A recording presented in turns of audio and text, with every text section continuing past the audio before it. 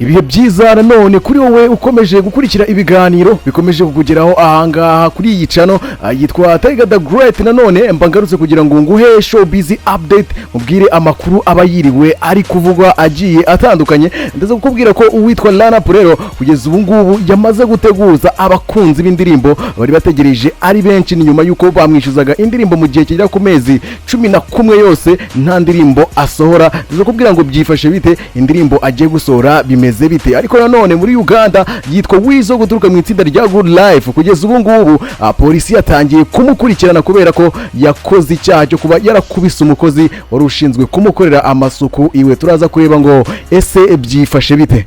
Witwa Lana nyuma yo kwigarurira imitima y'abanyarwanda abifashijwemo n'indirimbo yakoze zakunzwe n'abatari bake, harimo iyitwa Delete, hakabamo iyitwa On Guard yakoranye na Paraso wo muri Uganda, hakabamo iyitwa Si,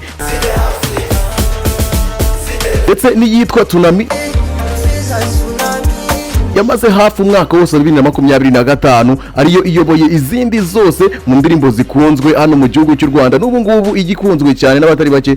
Kuri ubu ngubu rero yatangaje ko agiye gushyira indirimbo hanze akoresheje video yashyize ku mbuga nkoranyambaga ziwe imugaragaza ari muri studio ameze nkaho ari kwinjoyinga cyangwa se ariko vibinga audio y'indirimbo ye agiye gushyira hanze. N'indirimbo ije nyuma yuko hagati ye na company bahoze bakorana ariyo Cinco yari yatangaje ko batandukanye byeruye.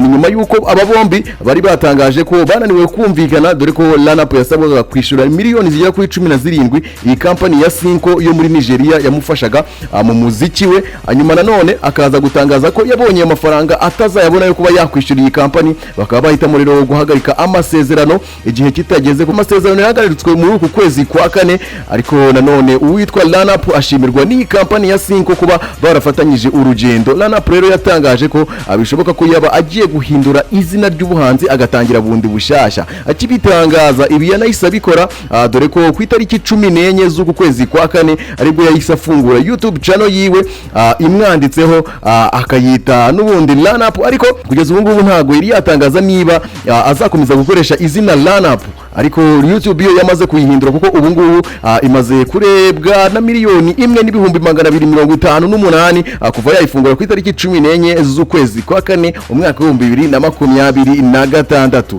No kuvuga ngo indirimbo ye ya mbere agiye gushyira hanze kuva yagera kuri iyi channel yiwe niyo yabashije kumvisha abakunzi be, ubwo yibumvishije mu buryo bwa beat gusa itarimo amagambo. Bigaragara ko yayikorewe na Element L. Ni indirimbo rero abantu benshi bategereje nyuma yuko abahaye iyitwa Tsunami ikabaryohera cyane byatari. Ubwo niba nawe uri umukunzi wa Lana akomeza utegereze iyi ndirimbo ije ikurikiye Tsunami imaze kurebwa na miliyoni 12. Ese wowe urabona iyi ndirimbo izaruta Tsunami aherutse gukora?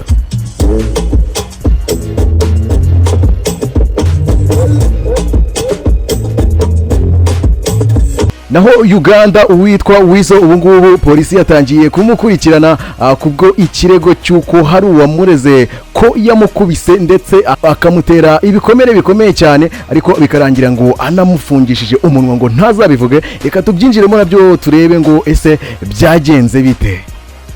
Weasel Manizo wahoze mu itsinda rya Good Life ubu ngubu yahamagajwe na polisi kugira ngo yisobanure ku kirego akurikiranwaho cyo kuba yarakubise umuntu akamukomeretsa. Ibingibi rero bikaba byarabaye ku itariki 19 z'ukwa mbere umwaka wa 2026, ubwo uwitwa Sami yari yagiye kubakorera amasuku iwabo, ngo aho yari yagiye gutera umuti wica udukoko mu nzu yabo. Ariko ngo ubwo Weasel ndetse n'umugore we Teta Sandra batahaga mu gitondo, uyu mugabo ngo kuko yari haraye kandi yagombaga kuba yakwitunganya akajya mu bwogero akoga. Ubwo yari agiye kujya mu bwogero ngo yoge, yafashe agakapu ka Weasel akabikamo telefone kuko ngo kari agakapu gatoya, ariko ngo uwitwa Weasel ndetse na madamu we Sandra ibyo bintu ngo babifashe nk'agasuzuguro. Uyu Weasel rero ahita afata umwanzuro wo gusanga uyu Sameri waje kubakorera amasuku iwabo mu bwogero, atangira kumukubita ibipfunsi byinshi cyane. Ngo uyu Sami yahise yikubita hasi ngo bitera ubwoba Weasel ahita afata gufata icyemezo cyo kuba